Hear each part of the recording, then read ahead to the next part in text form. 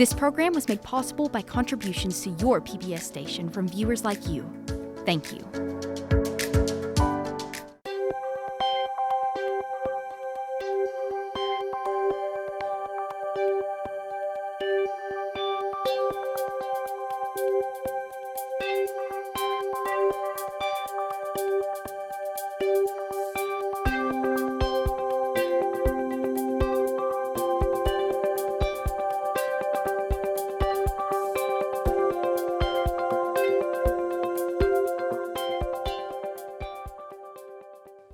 Hi, welcome to Interact.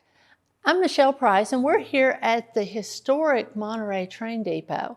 Joining me today are Ashley DeRossett from the Tennessee Department of Tourism Development, Patti Purdy with the Upper Cumberland Tourism Association, and Andrea Kruszka with the Tennessee Tech Center for Rural Innovation. And we're going to be talking about tourism. So Andrea, how does the Center for Rural Innovation interact with tourism? So one of our big initiatives over the last 3 years has been doing rural tourism branding for some communities. And actually, one of our first ones was Monterey, which is where we are right now. So Ashley, can you tell me how much of an impact tourism has on the Upper Cumberland? It's got a huge impact on the entire state. We just received our new tourism economic impact numbers. And so for 2021, our numbers do lag behind for 1 year. So in 2021, it was a $24 billion industry across the state. And so all 95 counties saw increases, 14 in the Upper Cumberland also saw increases as well. And so it's a huge industry depending on what county you are in the Upper Cumberland. Some might be smaller, some might be larger, but it's a huge industry for the entire state, but also for this region. Is the increase because of us coming off the pandemic and everybody wanting to be back out? I don't know. I think that's up for discussion. I think we could probably battle that question all day long. I think definitely the trends are different. So we had kind of current trends that you could watch before the pandemic. Things were kind of normal. People were playing normal with their marketing strategies. The pandemic happened. Everybody kind of had to regroup and work in state to get our residents out traveling. And it's looking like the traveler's changing just a little bit. During the pandemic, you had families that were working remote. Now that I think our children are mainly all back in school across the United States, that is changing. People are still working from home. So I think you're seeing couple trips during the week, maybe with babysitters at home with the kids. So I think it's changing. I think our marketing has to change as well. But I think it does have a little bit of impact showing that we are coming out of a pandemic. Patti, are you seeing a big difference in the Upper Cumberland? In the aspects of the visitor, yes, our numbers are definitely up, as she has said with the reports. But it also is a really neat thing to see, especially coming out of the summertime. We were very busy this summer. It's really nice to see businesses opening back up, people getting back to work, and seeing those dollars coming back in to help support our region. So I definitely do see a difference and an improvement. Have you noticed any certain draws in the Upper Cumberland? Well, of course, our lakes are a main draw.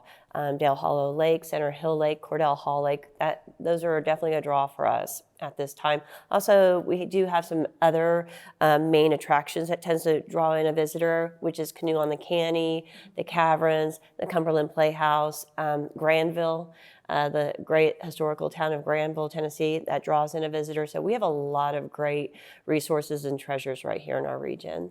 I would add that she mentioned lakes, and she has really promoted the lakes, and Patty's done a great job with that. It's already been announced, but there'll be more marketing and promotion coming in 2023. Dale Hollow Lake has been announced as one of the Bill Dance Signature Lake Series, so there'll be more to come on that, but I think that's exciting for Clay and Pickett counties. And then I would also add, we have so many waterfalls, and some of them are world famous, like Cummins Falls, Fall Creek Falls. It's such a destination for hiking, for kayakers, adventure kayakers, climbing, so many different things. Like, it's an outdoors person's paradise here, and that's part of the reason I love this area so much. Does that play in with all of the state parks that we have in the area? I would think absolutely. Yeah, they're an asset. They're definitely a key thing that attracts people to our region. Yeah, and especially I would think Tennessee over some of the other states nearby who charge for state parks. In Tennessee, unless you're staying in a campground or a cabin or using one of the restaurants or gift shops. Just to enter the park is free, which is very unusual. The state parks were instrumental during the pandemic because they already had the built-in infrastructure to host a visitor. They had the campgrounds, they had the cabins, some of them have lodges. If they didn't have one, they're open now, especially at Fall Creek Falls. So I think that was the great thing through the pandemic. State parks were ready, they were open, and they could host the visitors. So I think people wonder if tourism's really a good thing or a bad thing. It's a great thing. It's real money. As the commissioner always refers to it, it's real money for the state of Tennessee. I think people probably don't realize how much of an impact tourism actually has on their local economy. So what I would say to that is there's multiple ways for county governments and city governments and residents to benefit from a visitor coming to town. So first of all, should they buy anything, the state and the county is collecting a sales tax. We won't talk about numbers because it's different everywhere, but they're collecting sales tax and it's going to the elected bodies. Then also you have the option of an occupancy tax. So most of our counties, I think we're down to maybe just a handful who do not have occupancy taxes right now.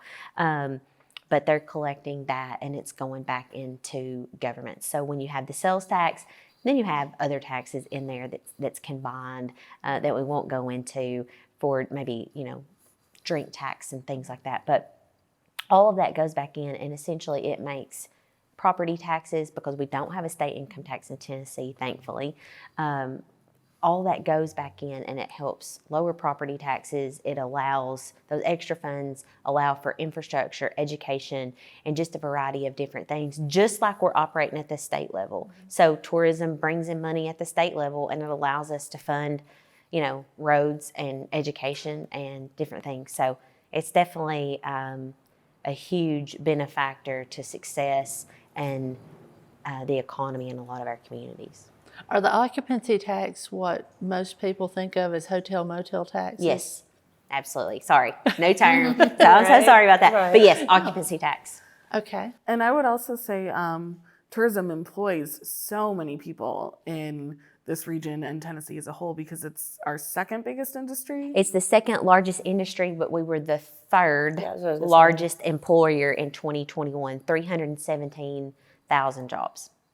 Oh, wow. So that's real people working in communities. I know all of our bigger towns have a lot of hotels, so that would be a lot of different employees with Service different skill workers. sets.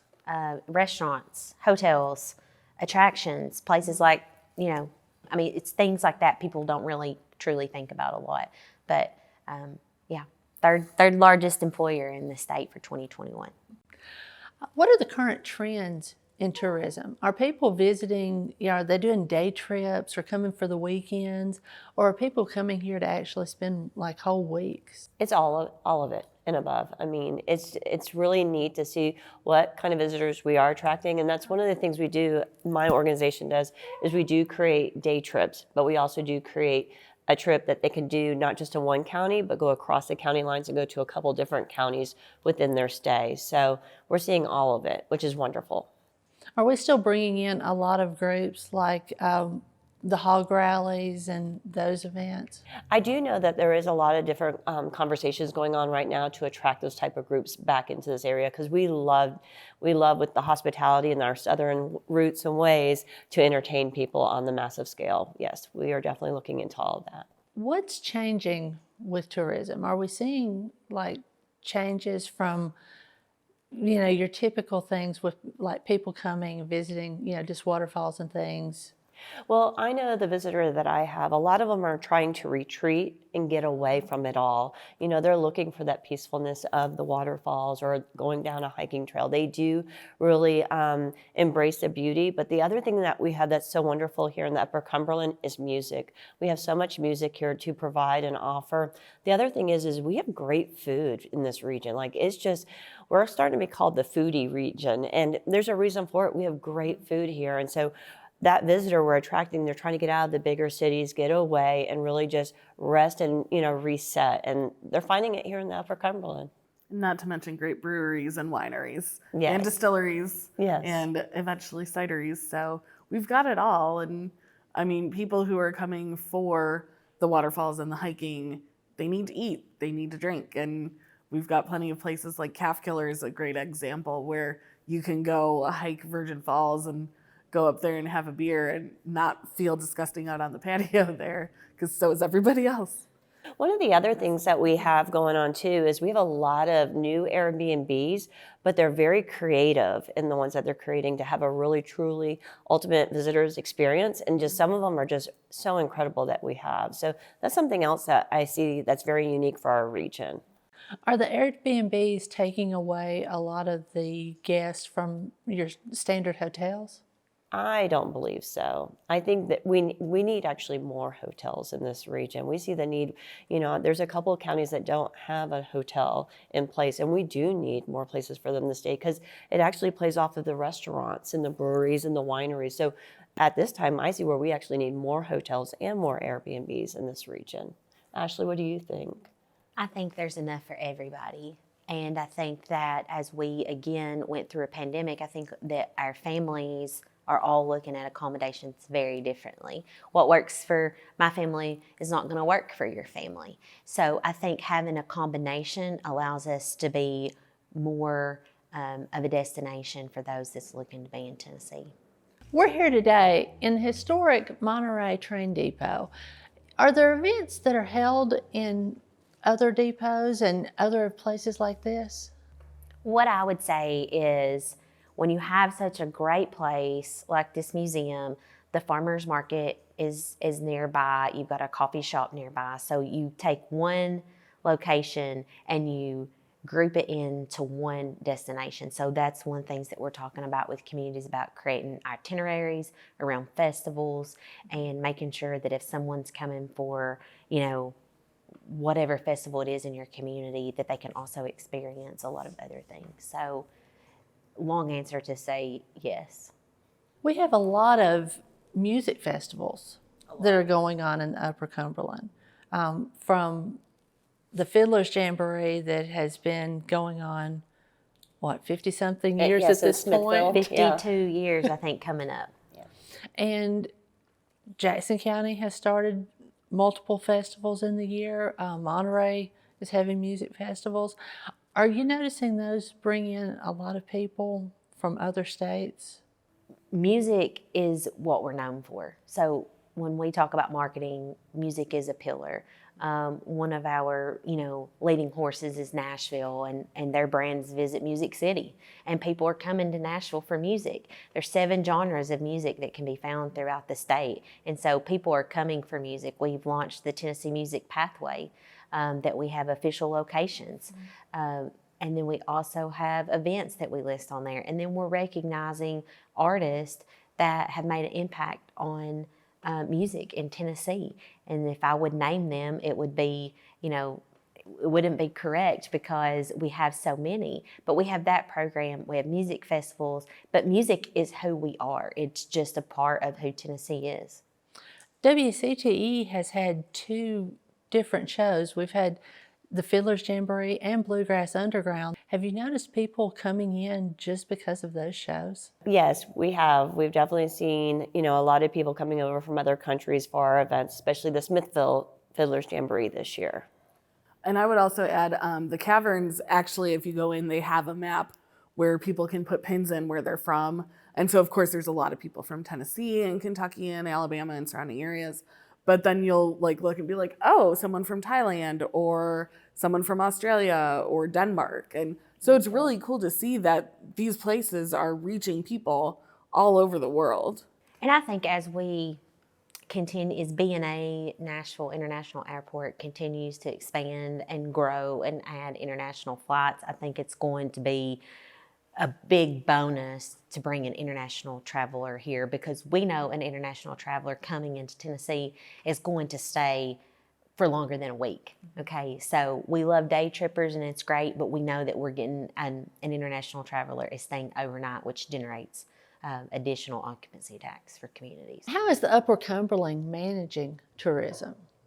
Well, one of the great ways that we're doing it is with Upper Cumberland Tourism Association. It's actually a membership-based organization, and as people join, we create a magazine every year that's called The Standplane. I did bring a sample to show you really quick, and it's a really great guide that we've created for our visitor when they come to our region, and that's one of our ways, our initiative to get out there and spread the word about how great our region is. But it's another way to help support the businesses that are here in the Upper Cumberland to get their message out too. For your magazine, is that something that somebody can just go to your website and request and you mail it out to them? Absolutely. And they also are found throughout the state of Tennessee at all of the welcome centers. So We have 16 welcome centers throughout the state, and so I encourage residents and visitors alike to, if you've not been in a Tennessee State Welcome Center, to stop by. And they have so much quality information that can help you plan a trip. It's really incredible. it is. So what do you see for the future of tourism in the Upper Cumberland? I think we're going to see more people coming for the arts. We're getting a really thriving art scene here in Cookeville and the Upper Cumberland, and that's only going to continue to grow. It's becoming kind of a little tiny mini Asheville, with the breweries and arts and music and Cumberland County Playhouse. There's so much to do, and there's all the hiking. Like, it's the perfect spot for anyone, as far as I'm concerned. I agree with you. I agree with you 100%. And that's actually something that we covered in our stand play last year, was all of the artists that are in the region, because we really wanted to put a spotlight on them, because we have so much talent here. We're very, very rich in talent when it comes to the arts. WCTE is actually doing a show called Wish You Were Here that will let everybody know about all the different unique places in the Upper Cumberland that you can go visit. Have you been helping with that show? Myself, actually, you did too. You were part of the first meeting, the very, very first meeting when the show was being developed, because I had just been hired. I sure So was. you were part of the very first meet and greet, and then Ashley's been a part of it, and I have too. It's been a really great and fun project for all of us to, coordinate efforts and talents to really spread the awareness of how great, our region is for a visitor. So Is it a chance to show off our little hidden gems? yes, for sure. For sure. And it's also a neat way, because we do have so many people moving into this region, for them to be educated what wonderful things there are just right around the corner. So it's good in many ways. So what's a good way to tell people about some of these attractions in the Upper Cumberland? So social media is obviously one of the big ways. Instagram, Facebook, TikTok is becoming more popular. And I actually recently just was at a tourism conference where one of the sessions was on how to do 365 social media posts in one day for tourism destinations. And so it's fun to think about, because anyone, even residents who don't necessarily think about their area as a tourist attraction, can think, oh, okay, well, I can think of 20 restaurants that I would highlight. I can think of 5 parks I could go to, or 30 people in the community who I would highlight as someone who knows a lot about the community, thinking about historical destinations. So putting all those together to create these posts and then pushing them out to visitors all over the world, it's really the best way to do it. I know that's what I always do when I'm going somewhere new, is I'm like on Instagram, like, ooh, I just went to Concord, North Carolina. What's here? So finding all the cool attractions. That seems like a great way to do it, because it seems so overwhelming a lot of times when people think about, marketing what we have here. But they don't realize we actually have so much to share. You can also go on to tnvacation.com, and you can look through the different communities and attractions, and we have an option that you can click the heart button on that attraction, and you can add it to your trip, and you can actually plan your trip on tnvacation.com. Oh, that is a wonderful way to do that. And Pinterest is another great one. Pinterest is great for our state especially. It really helps bring back the traffic to the different individual businesses through their website. So Pinterest is a big one for our region. But social media, just to put it out there, Upper Cumberland TN is our social media for Upper Cumberland Tourism Association. It's that for Facebook and Instagram. And what we've decided to do as an association for our region to get our reach a little bit farther out is we've actually hired a travel influencer. We decided we would take a gamble on her, and she's been wonderful. She's been a one-stop shop. She's doing Reels, she's doing TikTok, she's doing itineraries for the day for our different individual cities. And so we've been really blessed with finding a really great influencer for our region. Be right back. I'm gonna go find out how to get that job. Oh, getting paid to travel, what a fun thing to do. How much financially does the state actually see? I mean, we talk about billions, but kind of put it into perspective. So I think what's great is sometimes we talked earlier about, is tourism a good thing or a bad thing? Well, we all think it's a great thing. We might have some residents that's in a community that might say, well, I don't like all these people coming to my community because it's small and I want to keep it small. And so the one thing that I would say, travel generated about $755 for each household in state and local taxes. So in other words, your taxes are $755 lower in state and local, not just your local community, because they're different. They're all going to be different because each county generated different taxes, right? So in state and local combined, each household paid about $755 less in taxes because of tourism. So that really kind of wraps it up, I think, and puts it in a great perspective to say that tourism works. It is working, and it's working for our state as a whole, all 95 counties, but it's also working for individual communities. And so, some communities are driven by tourism assets, and that's their primary economic driver, right? Because at the end of the day, all of our communities are moving forward, trying to create extra dollars in their community. And so some of that's driven by industrial development, and some of it's driven by tourist development. And both are great. We tend to focus on the tourism side, but it's driving a lot of communities' growth in the Upper Cumberland, and so it's making a big impact. Are the counties that focus more on tourism the ones that are farther from the interstates? It varies. Obviously, counties that are on an interstate or have exits off of an interstate have a higher chance of being successful in industrial development. But there are communities that are on the interstate and off the interstate that are having great success. It's all about assets and how do you market your assets. And you'll hear, well, I would like to have a Dollywood. Well, Dollywood wouldn't be successful anywhere else except for Sevier County. But each county is unique in its own way, and it goes back to marketing and how you're marketing that attraction or how you're marketing your community that gets people's attention. Is there a lot of historical tourism in the Upper Cumberland area? You're setting in it. Absolutely. Absolutely. We just actually did our newsletter for this month, and it was talking about all the wonderful museums. And a lot of our museums in this region are free. I mean, it's a great asset that you can go out, especially this time of year. A lot of travelers have gone back home, so it's a great time even for locals to go experience different museums in the different communities and counties. So we do definitely a lot of history and culture to share.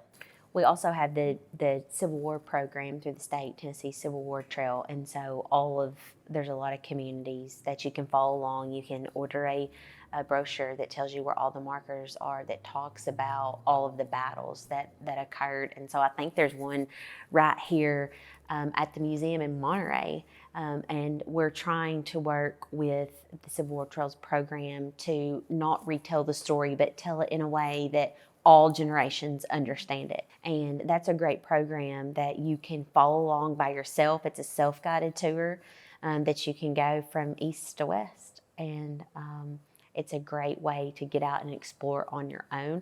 A lot of people don't like to be told what to do, or be here at 10 and leave here at 11. And so it's a great way to grab that brochure. You can get it at a welcome center, or you can maybe download it online and you can take a look at it and really visit those sites. But there's a lot of those markers in the Upper Cumberland. We've got a lot of good self-guided tours in the Upper Cumberland as well. Like the wine trail is always a favorite, of course. Upper Cumberland Wine Trail. Yep. But then we've got some of the scenic highways and byways. Is that? Yep. I always get that wrong how it's said, but scenic we highways have and a lot byways. of we have a lot of scenic byways that are just getting off the ground, and they're trying to work on those a little bit more. Again, you can find those in our welcome centers as well. Are you seeing a lot of tourism making people aware of small towns that, you know, weren't commonly known before? Absolutely. Historic Granville is one of them. Tourism has definitely put them on the map. They are definitely, you know, one to go see, go explore. We have Wildwood down out there, Resort and Marina, which is a draw factor for that region also. So we do. Historic Granville is definitely a great example of a small town, you know, having a great marketing plan, getting the word out about them, and attracting that visitor. Rugby is another one that very well with that, aren't they? They do. Yeah, Rugby's a really interesting place for anyone who hasn't been there. It's an 1800s English village, and it's incredible going up there, just driving through and seeing this is what life would have been like hundreds of years ago. Thank you for joining us when we were talking about tourism. Please continue this conversation with your friends and family. We're going to keep talking about it here. Thank you.